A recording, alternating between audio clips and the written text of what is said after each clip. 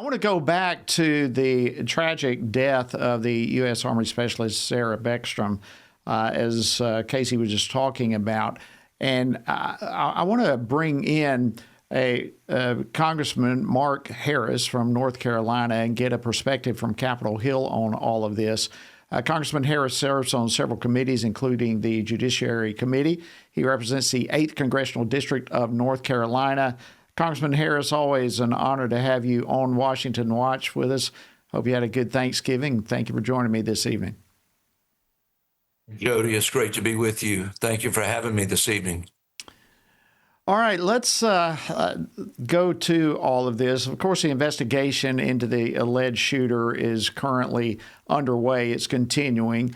But what authorities are already beginning to uncover and make known is pretty disturbing. What do we know so far?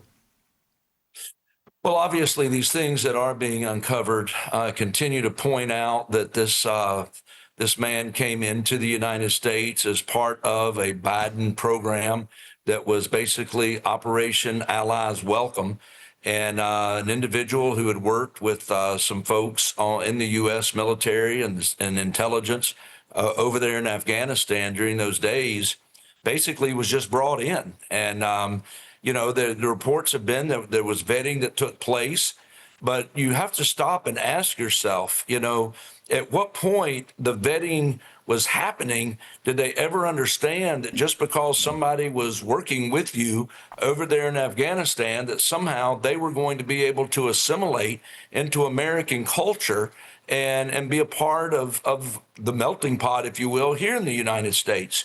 We're hearing reports, a number of reports that he screamed out Allah Akbar in the midst of the shooting, which obviously shows the radical Muslim intent of the death that he was seeking to bring to these soldiers. So, again, it's just very tragic at all levels.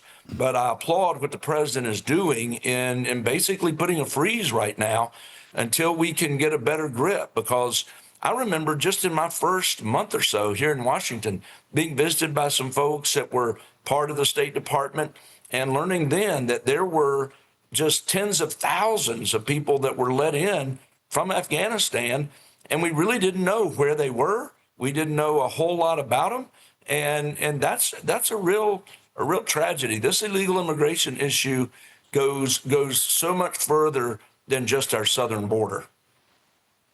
Yeah, and I think you bring up an excellent point. The vetting process has to be scrutinized and looked at. We need to make sure that we know who's coming into this country and who they are and who's working with us. As you said, he worked with the CIA previously. The vetting process obviously broke down with all of this. Yes. If I can, Congressman, let me shift gears with you a little bit. You introduced earlier this year a bill called the No Asylum for Criminals Act. And I'm curious if your bill were to pass, could it have prevented this type of tragedy, and could it prevent future tragedies like this? Well, it could. That would depend on if this gentleman had any kind of criminal record there in Afghanistan that would have prevented him from being able to come in.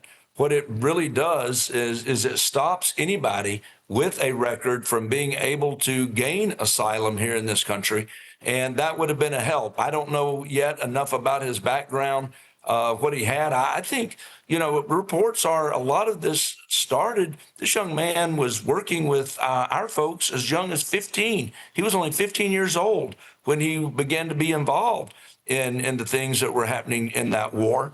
And so, I don't know what his record was prior to that, but yes, being able to be a safety net to stop individuals that have any kind of criminal record whatsoever from getting into the United States, that would have been a help.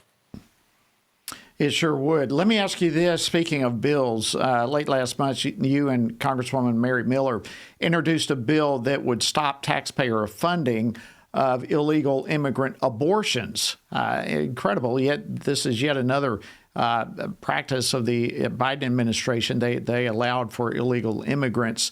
What about the Hyde Amendment with all of this? And real quickly, less than a minute, Your thoughts on this thing and what that bill would do? Well, I'm very grateful to have Congresswoman Miller working along with me, and we're co-leading on this bill. And we've already had 28 other co-sponsors that got on almost immediately. So I think there is definitely the interest and the effort being put into making sure that we put an end to this Biden rule that basically turned the federal government into Uber drivers for illegal aliens to be able to go across state lines to get abortions. And there's no American taxpayer that should ever have their money used to really provide Uber transportation for folks to get abortions across state lines. And Right. to your point, the Hyde Amendment should prevent it from the beginning. And so this is, again, a common Absolutely. sense approach. The president, Congressman Mark Harris of North Carolina, thank you so much for joining us. We appreciate it.